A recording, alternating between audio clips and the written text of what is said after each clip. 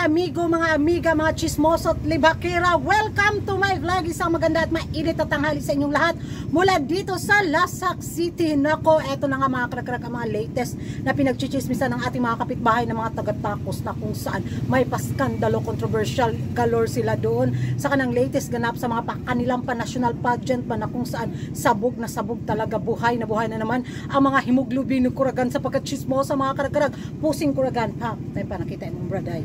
Grabe magutong paribon ko mga karagarag sa ating menopausal distraction pa-outfit fashionistang si Kuragan, di ba?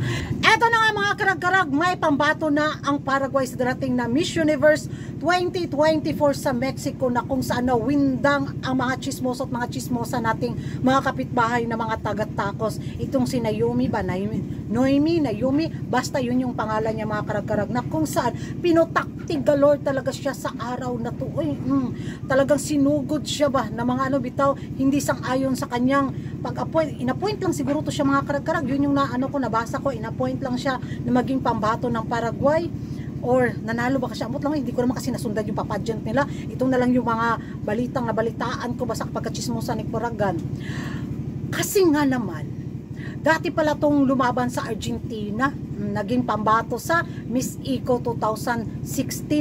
Nakapasok siya sa top 10 yata yun. Yun yung mga pa-eksena ng kandidatang to. Ngayon, nandun na naman siya sa Paraguay, maging pambato ng Paraguay.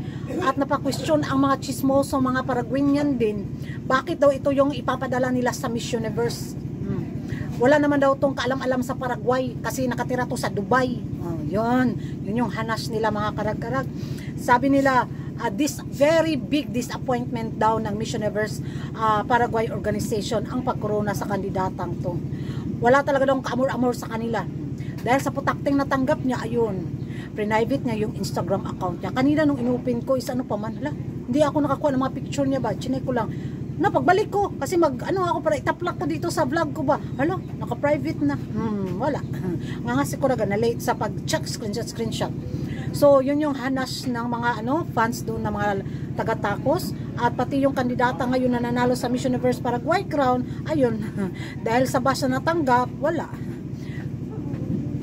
Gusto niya ng tahimik na buhay siguro sa kanyang social media account, kaya private na lang niya. At para naman sa akin mga kargarag, magiging reaction ko, hihirapan na talaga ang Miss Universe Paraguay organization na makahanap ng isang katulad ng Nadja.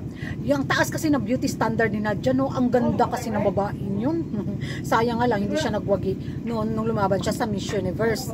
At sa taon na to, o sa susunod pa mga taon, nako, magkawindang-windang dyan ang Miss Universe Paraguay organization sa paghanap ng ala Nadja na beauty. Sa ngayon, wala lang.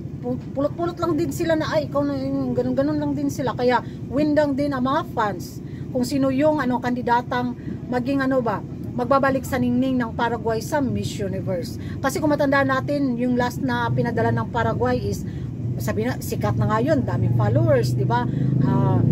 Tapos, ang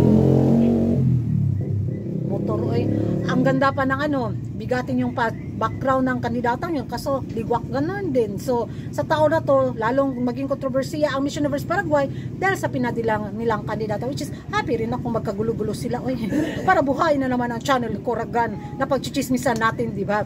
So ewan ko na lang mga karagara kung ano yung mga next na gagawin ng mga beauty pageant lovers, kung ano yung mga pasabog na mga paiskandalong malalaman at bubulaga sa atin na pagchichismisan natin. Di ba? So isa pa to sa mga pinag-uusapan ngayon mga karagara, itong nanalo sa Miss Universe Curaçao na kung saan pasabog galore ang beauty niya. In fairness, gwapag yun, hubag kay siyag baga mga karag-karag na kung saan pasado sa panlasa ng mga ibang chismoso-chismosa mga taga-Tacos. Muling magbabalik daw ang ningning ng Curaçao sa Miss Universe dahil kay Kimberly ang pangalan niya mga karag-karag. Speaking of Kimberly ang pangalan, ako, sorry na lang daw sa pambato ng Miss Universe Colombia 2024 kung sakaling koronahan nga itong si Kimberly din ang pangalan, dahil magkahawig talaga yung face lock nila mga karag-karag.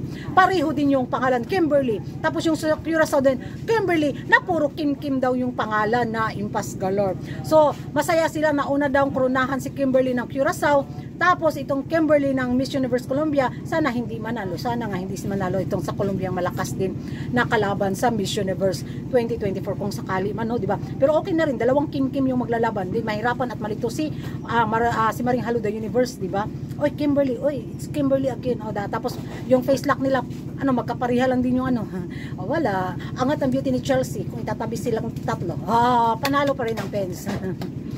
So, yan ang mga karag-karag. Ewan ko sa inyo kung ano yung magiging reaksyon ninyo sa pasabog chismis galore ngayon sa iskandalo kontrobersiya sa Miss Universe Paraguay 2024, at ito nga ang pambato ng Curaçao na kung saan may kaparehong kahulmahan at kapangalan sa Miss Universe Colombia 2024 na malakas na frontrunner. Sa tingin nyo mga karag-karag, sino kaya ang maligwak ganon? Magingay tayo sa comment section, at kung hindi ka pa nakapag-subscribe sa YouTube channel ko, don't forget to like and subscribe. Kuragan karag! Ababay lagi na karag-karagan sa iyo in my next vlog. Pag-hi daw mo sa akong vlog. Mga fans. Puro ni sila mga available mga karag-karag sa market. Yes, pato.